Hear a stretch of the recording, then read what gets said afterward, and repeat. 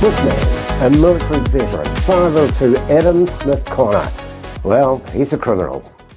He's as guilty and has appeared before the magistrate in a British court, and he's been ordered to pay a fine of, get a load of this, £9,000.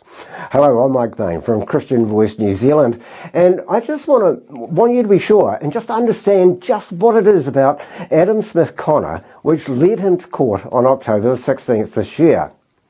Now, Adam had previously paid for an abortion for his ex-girlfriend and was caught silently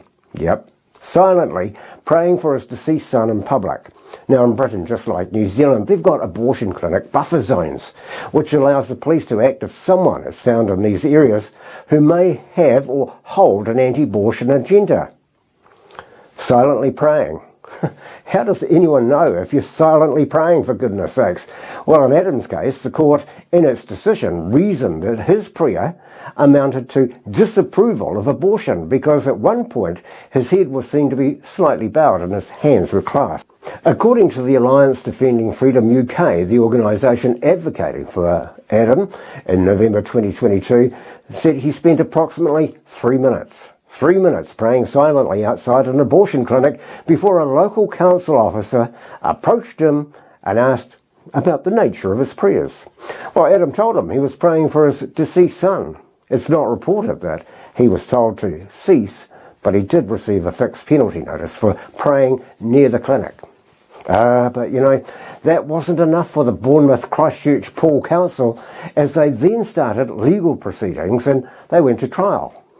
Now, during the trial, Adam denied the accusation that he had not complied with the Public Space Protection Order, that's the PSPO, in place, which was around the clinic. However, the District Judge Orla Austin ruled that the 51-year-old was in breach of the PSPO, adding that what he did was deliberate. Now, in addition to receiving his £9,000 fine, Adam also received a conditional discharge, which is a type of conviction that means he'll only be sentenced if he's convicted on any further future offences in the next 2 years. Now, responding to the verdict, Adam said, today the court has decided that certain thoughts, silent thoughts, can be illegal here in the United Kingdom. That can't be right. All I did was pray to God in the privacy of my own mind, and yet I stand convicted as a criminal. Yeah, this has such profound repercussions for our nation. I think the abortion industry are quite happy for this to be kept quiet and to sort of tuck it away and say this is a fringe issue that's only affecting small areas of our nation. Once we crack through this glass ceiling and say that thought crimes can actually occur, at the moment, it's only outside of abortion clinics. But once you crack that box open, there's nothing to stop it happening on the high street. Well, other reactions to the sentence, Jeremiah Eganbol, who was his legal counsel, described the ruling as a legal turning point of immense proportions. He said, "We can hardly sink any lower in our neglect of basic fundamental freedoms of free speech and thought." Now, a former Conservative MP, Miriam Cates, said, "Hey guys, look, this isn't 1984 but 2024. Nobody should be on trial for the mere thoughts that they hold in their mind."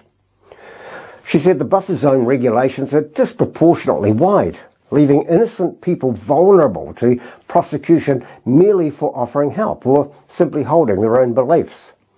Incidentally, Adam's prayer was 3 minutes long, if I didn't mention that, and it was in silence. But there are buffer zones set up around abortion clinics in this country.